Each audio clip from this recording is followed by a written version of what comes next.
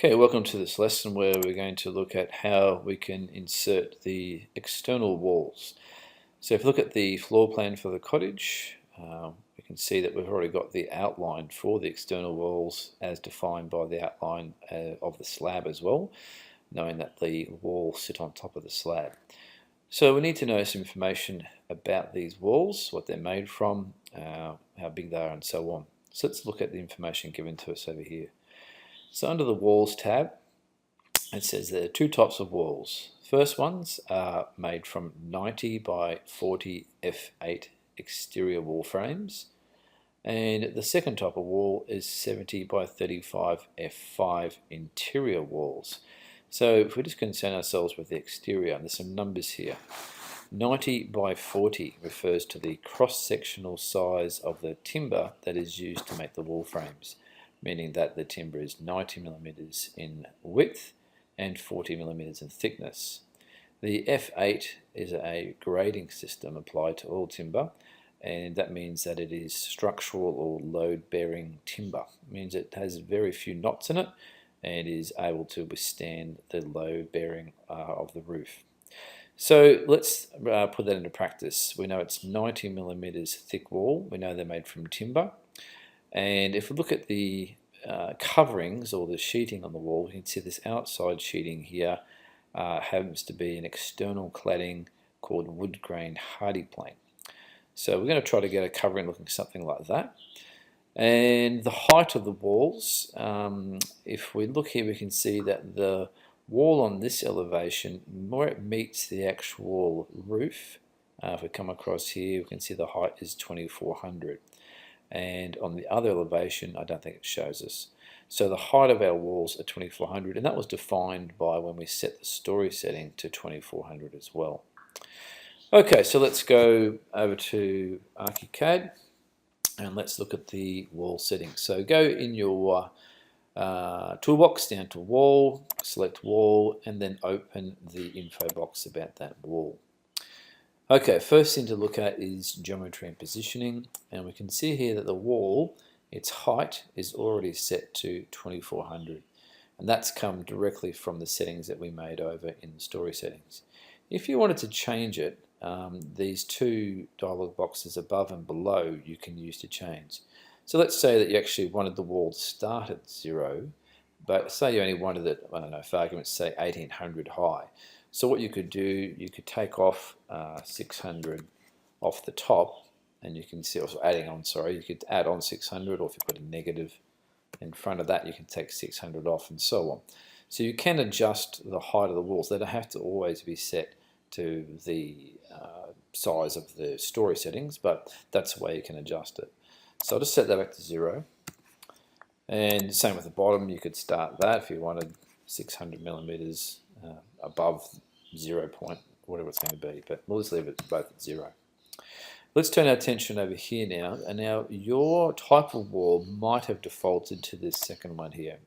Chances are it did. And if you have a look and you hover over it, says structure, composite, complex profile.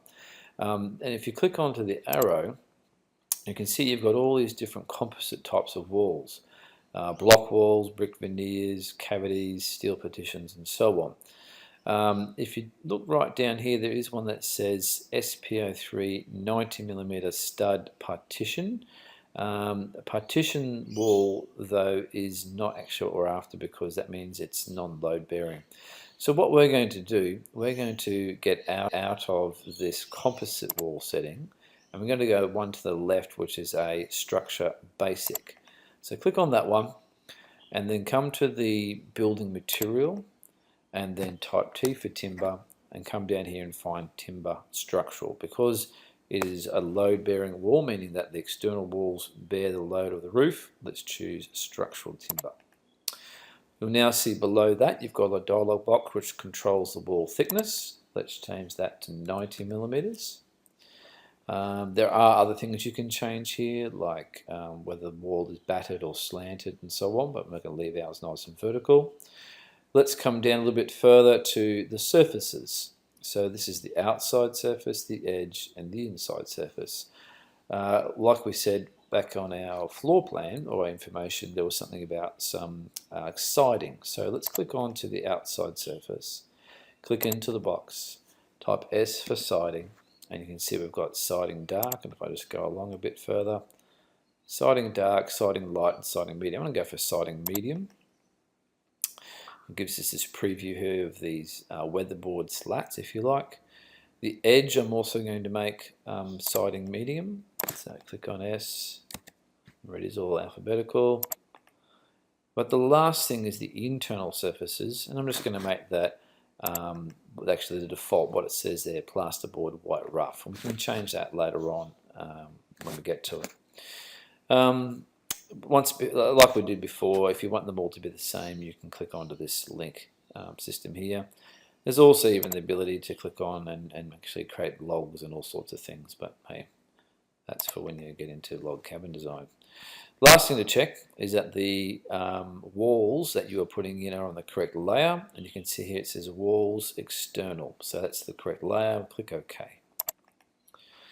Alright, so now there's a number of ways of inserting walls. If you come up here to the info box, click and hold on that arrow, you can see one wall at a time, chain of walls, box walls, and so on. I'm going to show you a couple of different ways. I'm going to choose the box first, and then simply come down to the edge of the slab, wait for that tick to appear. The tick means that it has snapped to that corner. Drag it away, and wait for that snap again. Simple as that. Now, if you are unsure that you've got that wall exactly the right length, use your measure tool, click on measure, wait for the snap, click once, should reach exactly, wait for the snap, 6 meters, which is correct. So there's the first way of putting walls in. I'm just going to undo that because there are a couple of different ways of doing this. Okay, so back to my, I think I'm in wall insertion, yep. So I'm going to jump out of box and go just a straight line, or one wall at a time.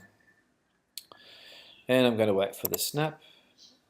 And you can see here that as I'm moving my cursor, see how the wall actually is inserted via what we call a reference line. One edge of the wall is darker and blacker than the other. So you can see the pencil hovering on the end of it there. So when you insert walls, you've got to be aware that they have a side that they go in on. If I was to insert that wall in that position, it would be correct. You can see that the inside of the wall is facing the reference line. But if I was to bring it up this way, you can see that the wall actually ends up being on the outside of the floor, which is not correct. So it's just a couple of traps there for the way that you use those tools. As well as single lines, obviously you can do chain walls. You can also do walls that are curved, tangent to 3 points, and so on. We won't worry too much about those now. So to get out of that, I'm just going to right click and then cancel. And one more way to show you how to insert walls, which is really handy. If you have a predefined closed loop of lines like we do here with the slab, and we want our walls to follow that, you can simply depress your space bar, and you'll notice that the cursor changes into a wand, magic wand they call it. As you move the cursor over the closed loop of lines here, you can see the magic wand changes into like a half wand. If you click once, then what happens is the computer recognizes that that closed loop of lines is the path that you actually want the feature to go in on, this case being walls. And you can see that it's placed the walls correctly around the outside. Double check that, of course. Let's make sure. Snap to there. Oh, didn't click on measure well enough. Click on measure again. And let's have a look. My mouse is playing a bit. And yep, 6 meters, which is correct. The walls have been inserted correctly. Okay, so we'll have a look at that in 3D. Now, 2 ways you can do that, or a couple of ways. There's floor plan icon, there's a 3D window. Every time that you open a ground floor up or any of the views, you can see it actually stores it here just in the top of the preview, so you can actually click on it there as well. There's our 3D window, and you can see now by zooming in and zooming out with your mouse, if you click onto the fit in window, it also makes it fit to the actual size of the window you've got there. And you can see the exterior wood siding, and internally we've got that plasterboard white as well. Okay, so there's your external walls placed in, and then we can go on to the next lesson when we do internal walls.